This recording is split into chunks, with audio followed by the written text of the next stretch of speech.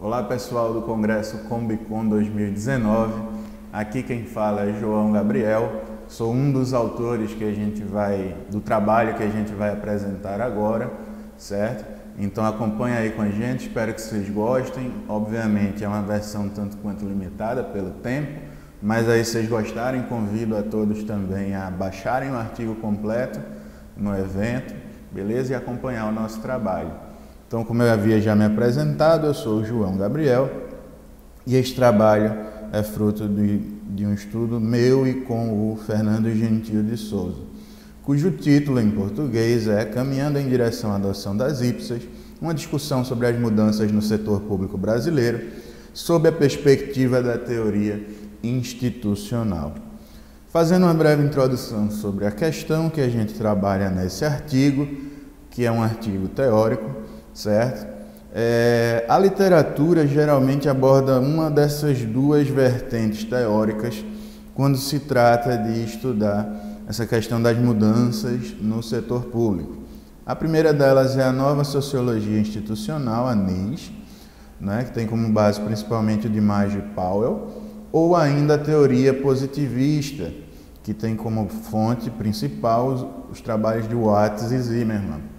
Neste nosso trabalho, a gente escolheu a abordagem da Nova Sociologia Institucional, a NIS, porque a gente entende que ela é a mais apropriada para trabalhar as pressões do ponto de vista sociopolítico e econômico que ocorrem nessa convergência do setor público.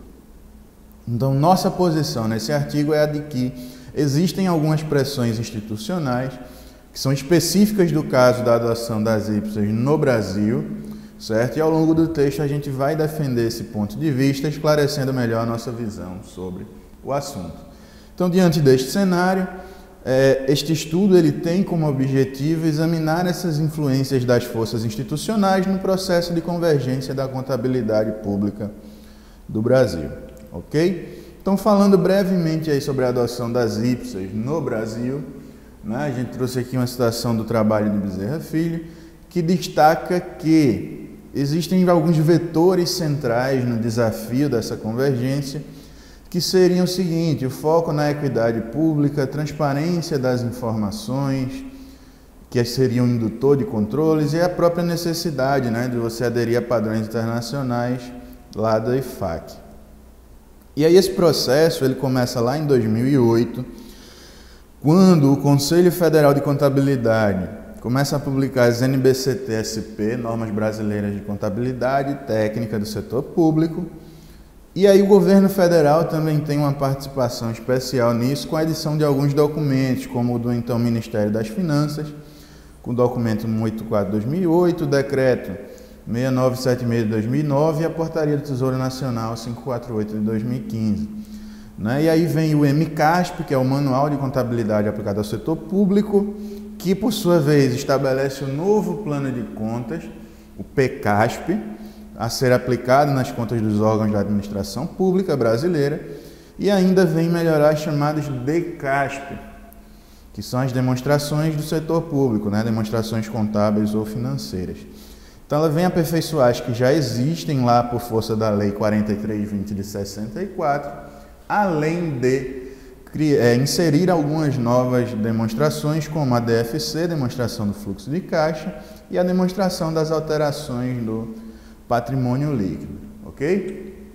Então, dando sequência, já trazendo aí uma discussão sobre as mudanças institucionais em diferentes níveis no contexto brasileiro, a gente começa destacando o seguinte, que o primeiro ponto aí que merece uma discussão é o seguinte: a depender da esfera ao qual aquele órgão está vinculado, ou seja, a esfera federal, estadual ou municipal, a gente consegue ver níveis diferentes, níveis distintos da adoção dessa convergência, como, por exemplo, numa mesma localidade em que as Forças Armadas, que estão vinculadas à esfera federal, conseguem já desenvolver, inclusive, sistemas de custos, a mesma região você pode ter cidades, ou seja, prefeituras municipais, que não conseguem sequer ter um controle apropriado do seu orçamento, né? Então, para ilustrar ainda quanto a isso, a gente traz aqui o estudo do Santana, 2008,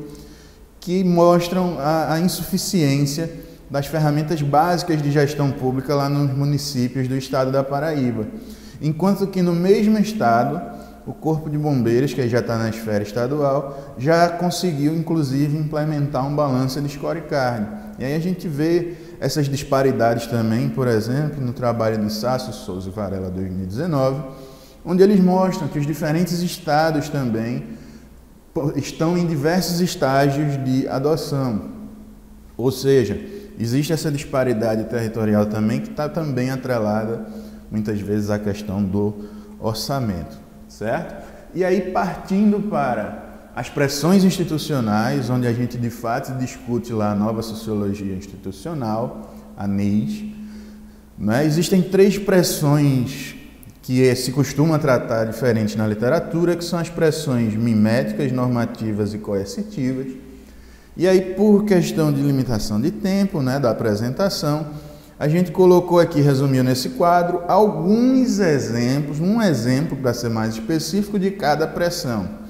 E aí, convido a todos que se interessarem para ler o trabalho na íntegra, que lá a gente discute outros exemplos de cada tipo de pressão no contexto brasileiro também.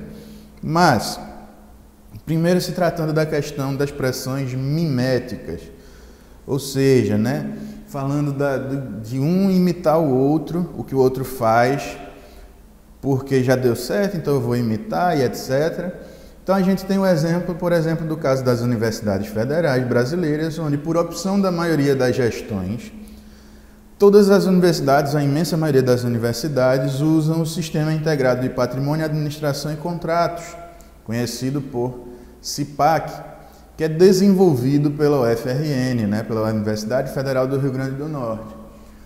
Um outro tipo de pressão também são as pressões normativas, como o próprio nome sugere, vem daqueles normatizadores, e aí a gente traz um exemplo do próprio Tribunal de Contas, que por vezes, algumas vezes ao ano, ele promove a chamada Semana Contábil e Fiscal de Estados e Municípios, que tem essa sigla aqui, SECOFEM.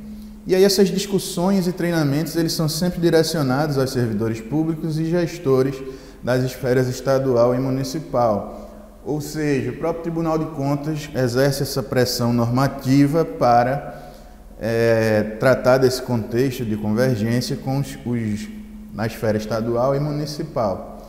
Além disso, a gente tem também as pressões coercitivas, que são onde a gente consegue, são as pressões onde a gente consegue retirar mais exemplos, né, que são aquelas feitas por coerção mesmo, certo? Como, por exemplo, no caso dos tribunais brasileiros.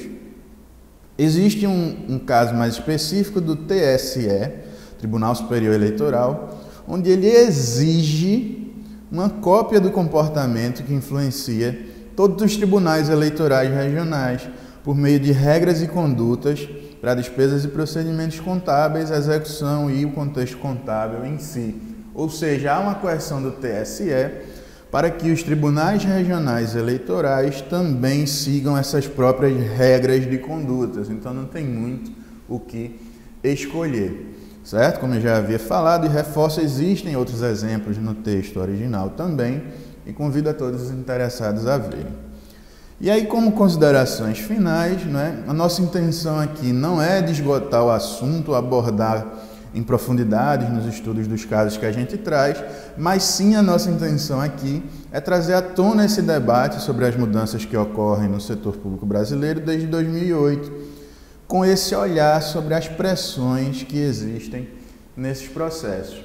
Então a gente considera como aspecto central desse artigo, né, demonstrar que, em geral, diferentes atores como conselhos de classe, Tribunal de Contas, Secretaria Nacional do Tesouro, universidades públicas, todos eles representam importantes fontes de pressão para influenciar as mudanças na adoção da IPSAS no contexto brasileiro. E aí, como sugestão para próximos passos, próximos estudos, a gente sugere o exame de fatores qualitativos, como a qualidade das demonstrações contábeis, o impacto em práticas de gerenciamento mais amplos, como assim? Se são os orçamentos baseados em acréscimos, o uso do balanço para informação de tomada de decisão, e também se as partes interessadas externas ou seja, cidadãos, membros eleitos, grupos sociais, consideram que essa introdução das IPSAS melhorou a prestação de contas ou não, ok? Então, agradeço muito a todos do Combicom, a você que assistiu esse vídeo, que se interessou pelo trabalho, ok? Era isso que a gente tinha para apresentar, espero que aproveitem aí as discussões e o congresso em si. Um forte abraço para todos.